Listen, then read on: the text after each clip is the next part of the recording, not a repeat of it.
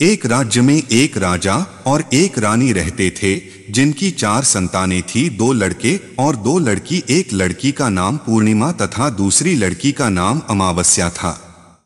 पूर्णिमा घर के कामों में निपुण थी और घर का पूरा काम करती थी और भगवान की पूजा अर्चना भी किया करती थी। इसके अतिरिक्त वह गौ माता की सेवा भी किया करती थी। और उसकी दूसरी बहन अमावस्या ना ही घर का कोई काम करती थी, ना ही भगवान की पूजा अर्चना करती थी और ना ही गौ माता की सेवा करती थी। पूर्णिमा सर्वगुण संपन्न थी। फिर भी राजा और रानी अपने दोनों बेटों तथा पुत्री अमावस्या को ही प्यार किया करते थे और वह पूर्णिमा से प्यार नहीं करते थे, उसके साथ भेदभाव करते थे। राजा के चारों पुत्र और पुत्री धीरे धीरे बड़े हो रहे थे। जब वे बड़े हो गए, राजा ने अपने दोनों पुत्रों का विवाह योग्य कन्याओं के साथ करा दिया। इसके बाद रानी ने राजा से कहा कि अब दोनों पुत्री विवाह के योग्य हो गई है और इन दोनों का विवाह भी करा दो, लेकिन पुत्री अमावस्या का विवाह किसी बड़े खानदान में कराना और पूर्णिमा का विवाह किसी गरीब परिवार में कराना, क्योंकि पूर्णिमा को केवल भगवान की पूजा पाठ करना ही पसंद है और गाय की सेवा करना पसंद है। अब रानी ने राजा को दोनों पुत्रियों का रिश्ता तय करने के लिए भेज दिया। राजा ने अपने पड़ोसी राज्य में जाकर वहां के राजा के पुत्र से अमावस्या का रिश्ता तय कर दिया और वहीं पास के गांव में जाकर एक गरीब परिवार के लड़के से पुत्री पूर्णिमा का रिश्ता भी तय कर दिया। यह सारी बात जाकर राजा ने अपनी रानी से बताया तो रानी यह सोचने लगी कि अब देखते हैं कि भगवान इसकी मदद कैसे करते हैं। यह बहुत ही पूजा पाठ करती है और भगवान में मगन रहती है। पूर्णिमा का भाई और उसकी भाभी पूर्णिमा से बहुत प्यार करते हैं, क्योंकि पूर्णिमा उनके घर के कामों में उनका साथ देती है और कामों में उनका हाथ बताती है।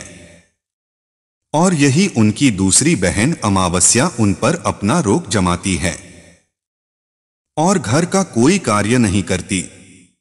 कुछ समय बीत जाने के बाद दोनों पुत्रियों का विवाह हो जाता है। राजा और रानी की विवाह के बाद अपनी दोनों पुत्रियों को विदाई देते हैं। विदाई देते समय राजा और रानी पुत्री अमावस्या को बहुत सारा धन और दौलत देकर विदा करते हैं और पूर्णिमा को भी कुछ भी नहीं देते, खाली हाथ अपने घर से विदा करते हैं। इसके बाद दोनों बहनें अपने अपने ससुराल को चली जाती हैं। कुछ दिन बीत जाते हैं और एक दिन अमावस्या अपने घर पर शिव जी की कथा रखती है, जिसमें वह सभी गांव वाले को निमंत्रण देती है और अपनी बहन पूर्णिमा को नहीं बुलाती। जब गांव की सभी औरतें अमावस्या के यहाँ जाती है तो यहाँ सब दृश्य पूर्णिमा अपने घर के दरवाजे के बाहर बैठकर देख रही होती है। तब वहां से गुजर रही औरतें पूर्णिमा से कहते हैं कि तुम्हारी बहन के यहाँ शिव जी की कथा रखी है, क्या तुम नहीं चलोगी? पूर्णिमा ने कहा, मुझे निमंत्रण नहीं आया है, मैं नहीं जा सकती। सभी गांव की औरतों ने पूर्णिमा से कहा, बुलाया नहीं तो क्या हुआ, भगवान शिव की कथा है, तुम हमारे साथ चलो। गांव की सभी औरतों की बात मानकर पूर्णिमा भी उनके साथ भगवान शिव की कथा में अमावस्या के घर चली जाती है। जब अमावस्या की नजर पूर्णिमा पर पड़ती है तो वहां कहती है कि तुम यहाँ कैसे चली आई, मैंने तो तुम्हें बुलाया नहीं था। खैर कोई बात नहीं, अब तुम आ ही गई हो तो चुपचाप बैठी रहना। और यह कहते हुए अमावस्या में पूर्णिमा की गरीबी का भी मजाक उड़ाया। पूर्णिमा की आंखों में आंसू आ गए और रोते रोते मन ही मन में पूर्णिमा भगवान शिव से विनती करती है, हे भगवान, क्या पूजा पाठ करना गलत है, गौ माता की सेवा करना गलत है, आखिर मेरी गलती क्या है? आप मुझ पर अपनी कृपा दृष्टि कब बनाएंगे? पूर्णिमा बार बार भगवान शिव से यही कहती रहती। इतने में शिव कथा पूरी हो जाती है और अमावस्या भगवान का प्रसाद बांटने लगती है। वह सभी लोगों को प्रसाद देती है। लेकिन पूर्णिमा को वहां प्रसाद नहीं देती। पूर्णिमा बिना प्रसाद के ही अपने घर लौट जाती है। रास्ते में वह यहाँ सोचते हुए चलती है कि यदि बच्चे उससे कथा का प्रसाद मांगेंगे तो वह उन्हें क्या जवाब देगी। उसने सोचा था कि वह अपने मायके, अपने भाई और भौजाई के यहाँ जाएगी और वहां जाते हुए वहां बच्चों के लिए कुछ लेकर जाएगी। ऐसा सोचते हुए वहां अपने घर वापस लौट आई। घर वापस लौटकर आने के बाद वह अपने पति और बच्चों से कहती है कि वह अपने मायके जा रही है। पति ने कहा ठीक है, और कुछ समय के बाद पूर्णिमा अपने मायके के लिए रवाना हो गई। चलते चलते रास्ते में एक चबूतरा आया जिस पर तुलसी का पौधा लगा था। उस चबूतरे पर एक बूढ़ी अम्मा बैठी हुई थी। वह कोई और नहीं, साक्षात तुलसी माँ थी। उस बूढ़ी माता ने पूर्णिमा से कहा, बिटिया तुम कौन हो और कहाँ जा रही हो।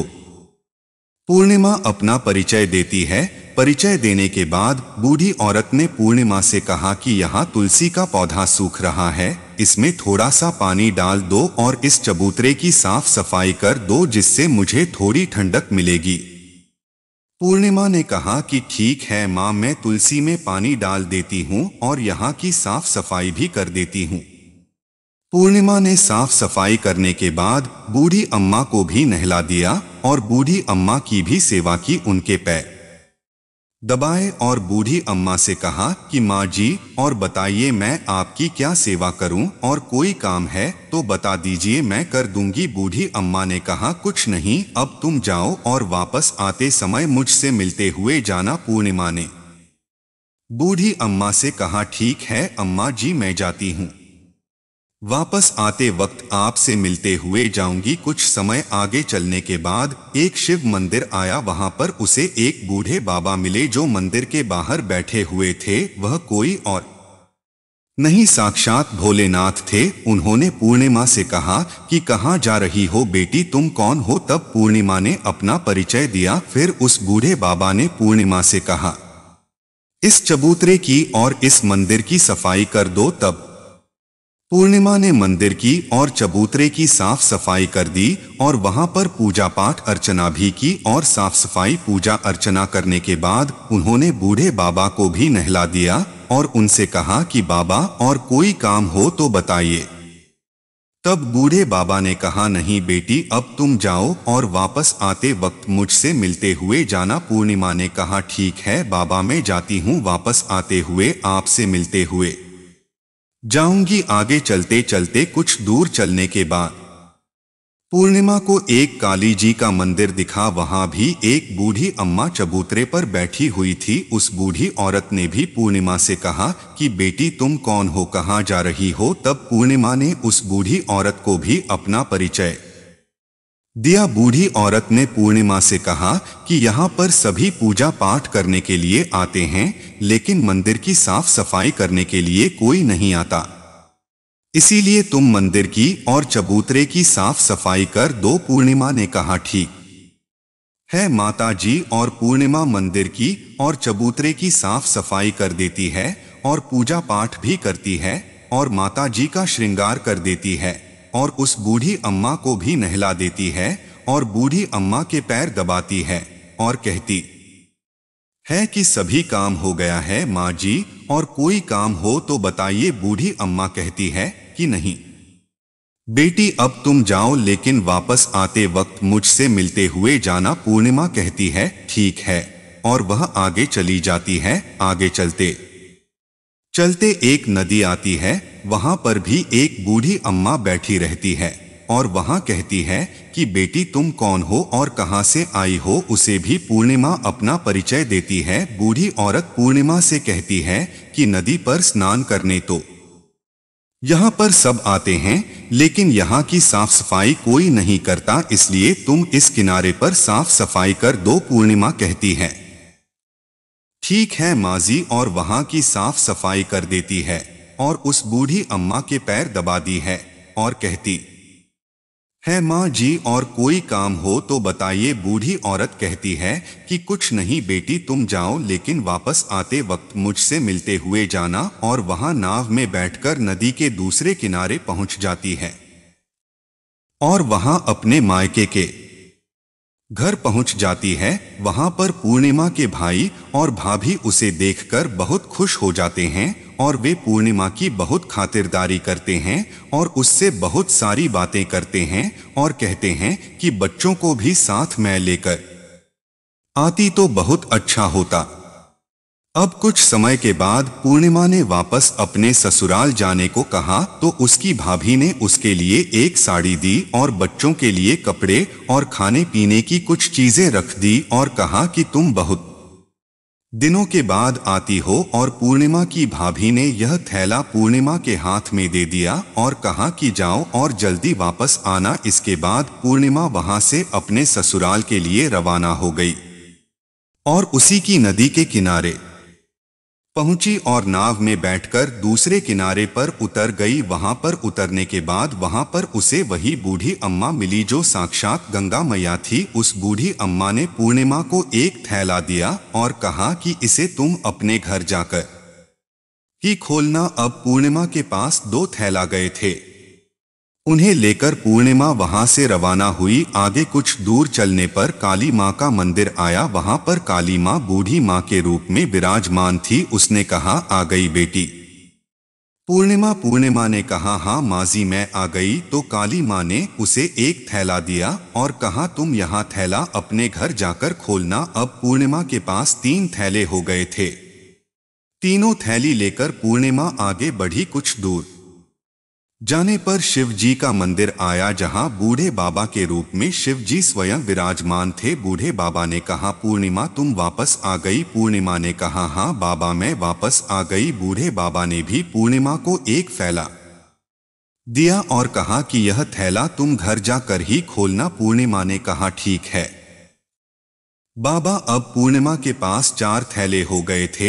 अब पूर्णिमा 4 थैले पहले को अब कैसे ले जाती। उसने एक पुरानी साड़ी निकाली और उन सभी थैला का एक गड्ढा बना लिया और सर पर रखकर वहां से रवाना हो गई। कुछ दूर जाने के बाद उसे तुलसी माँ बूढ़ी औरत के रूप में मिलती है और कहती है, पूर्णिमा तुम आ गई। पूर्णिमा कहती है, हाँ माजी में आ गई। वह बूढ़ी औरत भी उसे एक थैला देती है और कहती है कि यह थैला तू अपने घर जाकर ही खोलना। पूर्णिमा कहती है, ठीक है माजी। अब पूर्णिमा के पास 5 थैले हो गए थे। पूर्णिमा वहां से रवाना हुई तो वापस अपने घर पहुंच गई।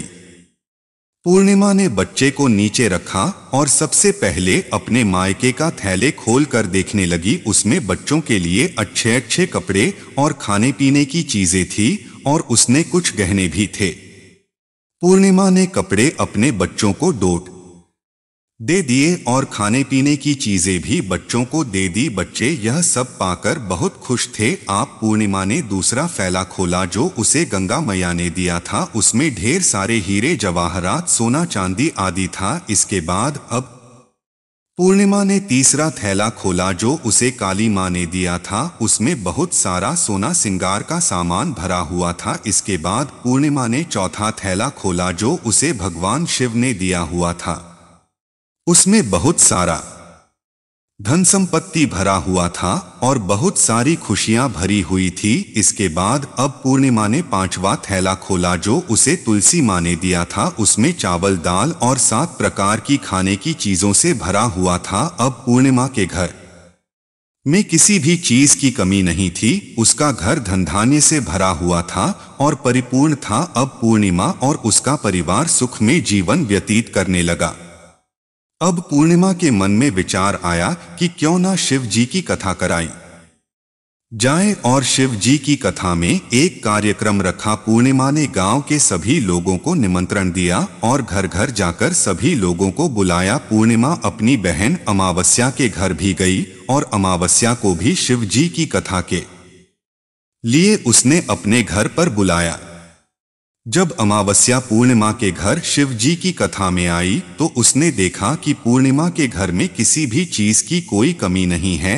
इतना सारा धन दौलत देखकर अमावस्या आश्चर्यचकित हो गई। उसने पूर्णिमा से कहा कि तुम्हारे घर में इतनी धन और दौलत कहाँ से आई। पूर्णिमा ने कहा, देखो बहन, तुमने शिव जी की कथा में मुझे नहीं बुलाया था, फिर भी मैं चली आई और तुमने मुझे प्रसाद तक नहीं दिया और मेरी गरीबी का मजाक भी उड़ाया। उसके बाद मैं अपने घर आ गई और घर आते हुए मन ही मन में सोच रही थी कि अपने मायके जाऊंगी, और मैं अपने मायके चली गई। और जो कुछ घटना इस बीच हुई वह सभी घटना अपनी बहन अमावस्या को बताती है। तो अमावस्या कहती है कि तुम भी मुझे प्रसाद मत दो और मुझे डांट लो, लेकिन पूर्णिमा ने कहा कि यह तो भगवान का प्रसाद है, मैं तो सबको दूंगी और तुम्हें भी दूंगी। फिर भी अमावस्या ने प्रसाद नहीं लिया और वह सीधे अपने घर चली गई। घर जाकर अपने बच्चों से कहकर वहां अपने मायके जाने के लिए तैयार हो गई और मायके के लिए निकल गई। उसे भी रास्ते में चलते चलते तुलसी माँ मिली, जो चबूतरे पर बूढ़ी माँ के रूप में बैठी हुई थी। बूढ़ी माँ ने अमावस्या से कहा कि बेटी कौन हो तुम और कहाँ जा रही है।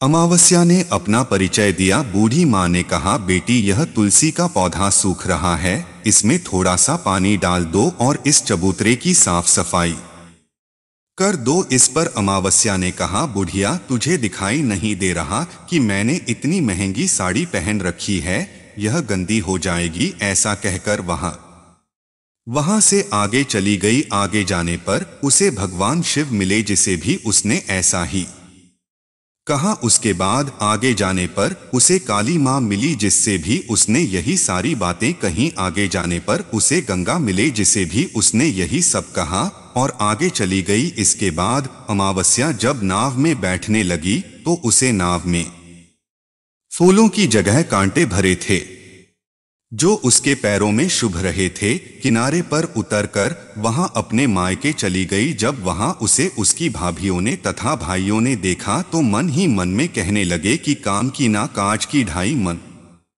अनाज कि अब आ ही गई हो तो ठीक है। पूर्णिमा तो हमारे कामों में हाथ बताती थी, यह कोई काम करेगी तो नहीं। अब उन्होंने खाना बनाया और खा पीकर सभी सो गए। अमावस्या जब सुबह उठी और अपनी भाभियों से कहा कि मैं अपने ससुराल जा रही हूं। उन्होंने कहा कि ठीक है जाओ। अमावस्या बोली, पूर्णिमा को तो तुमने एक थैला दिया था और मुझे कुछ नहीं दोगे क्या भाई? और भाभी ने कहा कि तुम घर जाओ, थैले तुम्हारे घर पहुंच जाएगा। फिर अमावस्या वहां से निकल गई और नदी के किनारे पर पहुंची। वहां गंगा मैया बूढ़ी औरत का रूप धारण करके बैठी हुई थी। बूढ़ी माँ ने कहा, आ गई बेटी? तो उसने कहा, हाँ मैं आ गई। अमावस्या ने कहा, तुमने पूर्णिमा को एक थैला दिया था और मुझे नहीं दोगी क्या? बूढ़ी अम्मा ने कहा, तुम घर जाओ, थैले तुम्हारे घर पहुंच जाएगा। इसके बाद आगे जाने पर उसे काली मैया मिली, जिसने भी अमावस्या को यही कहा। इसके बाद आगे जाने पर उसे शिव भगवान मिले,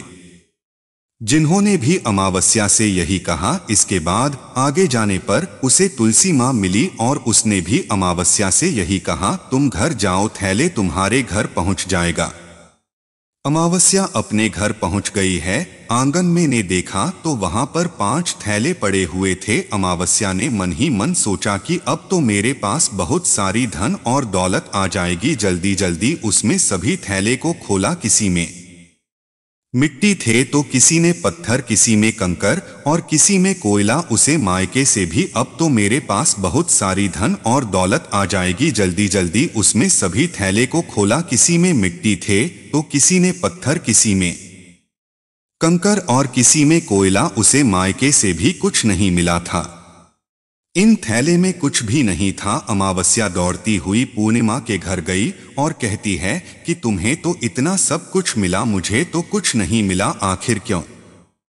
तो पूर्णिमा कहती है कि जब मैं अपने मायके जाती हूँ तो अपनी भाभियों के साथ उनके कामों में हाथ बताती हूँ, उनके साथ मिलकर काम करती हूँ, लेकिन तुम ऐसा कुछ नहीं करती, उनकी इज्जत भी नहीं करती, इसीलिए वह तुम्हें भला क्या देंगे। इसके बाद तुमने गंगा मैया को ठुकरा दिया और काली माँ को भी ठुकरा दिया और भगवान शिव को भी तुमने ठुकरा दिया, इसलिए उन्होंने भी तुम्हें कुछ नहीं दिया। अमावस्या कहती है कि बहन तुम मुझे माफ कर दो, मैंने तुम पर हमेशा अत्याचार किया है।